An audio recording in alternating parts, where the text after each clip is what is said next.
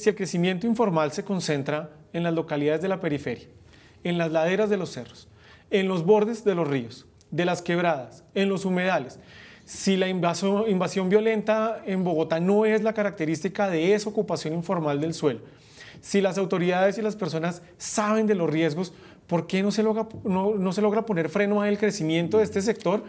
Y estas respuestas de las que estamos hablando, que casi todas son en la periferia, pues terminan generando una desconexión con el resto de la ciudad. Bueno, ahí yo tendría dos cosas, digamos, como para empezar a hilar esta respuesta. Una, que pues esos problemas que mencionaste, desafortunadamente también los comparte la producción de vivienda formal. La vivienda y es parte también un poco de las limitaciones de los logros de la producción de vivienda de interés social y prioritario aquí en Bogotá, y es que periféricas son muchas veces desconectadas de la ciudad, muchas veces con problemas de acceso a servicios públicos, muchas veces con déficit de equipamientos, y esto sin hablar del crecimiento metropolitano también, no solo de la población, sino de la producción de bis en los municipios que rodean a Bogotá. Sobre Ciudad Verde. Ciudad Verde en Soacha. Claro. Y entonces ahí uno ve un montón de problemas que se supone que si este hogar ya llegó, ¿no? Esto como siempre lo ponemos acá en Colombia, como cumplió su sueño de la vivienda propia, es como que ya chulió ese gran incógnita de su vida que era tener su casa propia, pero entonces no hay colegios, pero entonces el hospital es un lote que no construyeron como en 10 años, pero entonces yo para ir al médico tengo que seguir yendo a Bogotá, un montón de problemas de entorno, que era un poco lo que decíamos ahorita, de entorno y de temas que son de calidad de la vivienda, que pues van más allá del techo. Si eso pasa en la formal, pues ¿cómo no va a pasar en la informal, en la que, digamos, no tiene mucho control el Estado? Eso por un lado. Y por otro, que el mercado informal del suelo y de la vivienda es un mercado que funciona y que tiene sus lógicas, sus agentes, digamos, paralelo al formal, ¿sí? Y que se va ajustando también a las necesidades pues, de la gente, a la lógica de los agentes, y eso tiene, digamos, tiene de apropiado y de malo, de largo y de ancho, mejor dicho, porque ahí también hay un problema de quién se apropia pues de estas inversiones públicas, y es el gran problema cuando uno habla también de regularización, de mejoramiento, que entre más eficiente se vuelve también el distrito, por ejemplo, haciendo legalización, hay urbanizadores piratas que venden con promesa de legalización, claro, ¿no? Entonces yo le vendo este terreno por allá y en 2 años viene el Estado y le legaliza. Entonces ese es un problema que no hemos solucionado, pero yo insisto en que antes de pensar que el problema es la informalidad, pues ahí sí sería mucho más apropiado, que no más fácil, porque no creo que sea más fácil, ajustemos la política de vivienda, ¿cierto?, para que no se nos queden tantos vacíos, no se nos quede tanta gente por fuera y no se nos quede tantos, digamos, tipos de vivienda o tipos de entorno residencial, sobre todo en el reto más grande, que pues para mí es el reto más grande, y es la localización, ¿sí? Porque, y digo que no es más fácil, tú decías ahora, pues es más fácil hacerlo antes que permitir que el problema surja y después curar.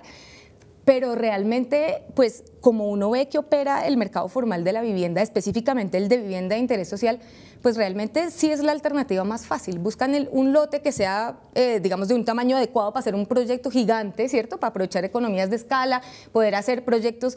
En un estudio que hicimos hace poco en el CIDER, veíamos que si, digamos, al principio de los 2000 los conjuntos más típicos de vivienda de interés social eran de 300 viviendas por mucho, hoy en día estamos en 800 y 1000 viviendas por conjunto, y eso pues por no hablar de otro tema que es el de la organización en propiedad horizontal, que es otro lío, ¿no? Ese es otro lío enorme.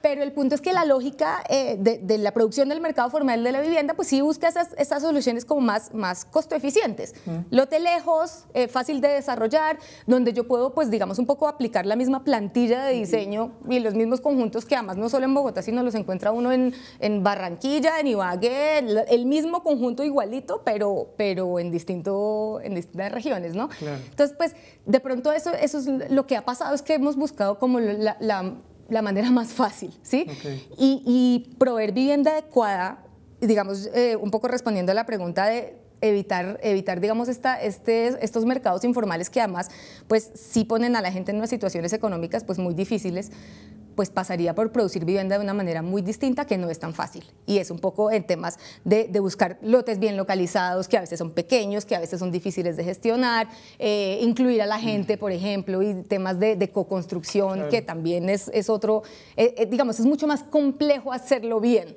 Entonces creo que ese ha sido un problema. En esa línea, pues, Wilben estuvo cerca a la producción de vivienda. Sí, sí, sí. La pregunta del millón es, ¿por qué estando uno allá, si sabe que es lo que no se debería hacer, pues la ciudad termina llevando a la gente, no solo con los proyectos de Metrovivienda, sino que lo estamos viendo con Lagos de Torca, con el proyecto de lo que se quería hacer en Lagos de Tunjuelo, que ahora se llama Reverdecer, sí, pero estamos llevando a la gente también a la periferia con todos los desafíos que eso genera. Entonces, ¿cuál es el desafío? ¿Por qué no lo logramos resolver ya estando en el poder, en la administración y en la toma de decisiones? Claro, esa es una pregunta de mi vida pasada, ¿sí? Pero la respuesta, digamos, de mi vida pasada es muy puntual. Hay un sentir en que todas las administraciones, siendo muy honesto, hacen un esfuerzo para cumplir esas metas, ¿sí? Ese es un sentir que aún sigo compartiendo, y todas las administraciones hacen ese esfuerzo. Entonces, leído ese esfuerzo, pues hay una dinámica de mercado que le pega duro a ese esfuerzo. Y la dinámica de mercado es un acceso al suelo, ¿sí? Entonces, el acceso al suelo, yo tengo que ver un suelo, y ya lo decía Adriana, localizado. Entonces, ¿dónde tengo un suelo que esté sin desarrollar? Y mira que tiene relación con algo muy importante en términos de ordenamiento, que es el ordenamiento territorial. ¿Cómo ordeno yo los municipios? ¿Cómo ordeno Bogotá? En esa propuesta que comenzó en su momento en el año 2000 con los modelos de ordenamiento que adoptó Bogotá, en esa propuesta había unos suelos que se iban a desarrollar, principalmente en el occidente y en el borde norte, porque mencionabas todo el tema de Lagos de Torca, que en algún momento se llamó Plan de Ordenamiento Zonal del Norte, todo el proceso de Dusme. Entonces, eran suelos que no estaban ocupados. El que no estuvieran ocupados y estuvieran en la periferia tenía unas condiciones que permitía que el costo no fuera tan alto como el costo que podría tener adquirir o gestionar un suelo en la mitad de la ciudad. Y hay administraciones que han hecho ese ejercicio de cómo logro traer vivienda, por ejemplo, al centro, ampliado en su momento, e hicieron un esfuerzo súper importante. Entonces, la respuesta ahí puntual es, hay unas condiciones de mercado que mandan a que la política pública permita capturar un suelo que no esté tan costoso, porque en la estructura de costos de la vivienda el suelo tiene un peso. Muchos dirían que es el 14, que es el 20, bueno, ahí hay opciones para decirlo. Entonces yo tengo que acceder a un suelo pagable que me permita poner una estructura de vivienda encima. Entonces esa es la razón de que las políticas lograran, y creo yo que han sido acertadas en esa medida, de lograr acceder a un suelo que fuera urbanizable y un suelo que a futuro fuera construible. Entonces creo que ese es un punto que atiende a la pregunta. Y otro esfuerzo que atiende eso es cómo hemos evolucionado en nuestra Bogotá en controlar los suelos, que lo decías, Fernanda, hace un segundo, humedales. ¿Cómo hemos logrado entender como ciudadanía que hay unos suelos que debemos proteger, que hay unos suelos que debemos cuidar?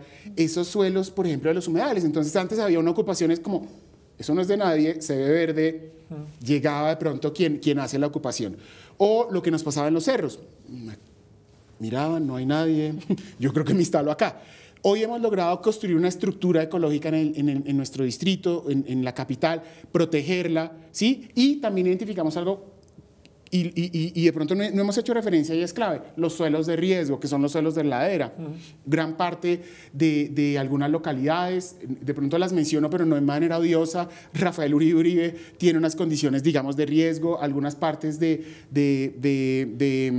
sector de Ciudad Bolívar tienen unas condiciones de riesgo. Entonces, ¿qué hemos hecho? Hemos identificado las condiciones de riesgo, o se ha hecho, digamos, en nuestra ciudad, yo hablo como ciudadano, ¿sí? Lo que ha hecho la ciudad es identificar esas condiciones de riesgo y, por ejemplo, hacer procesos de reasentamiento de población.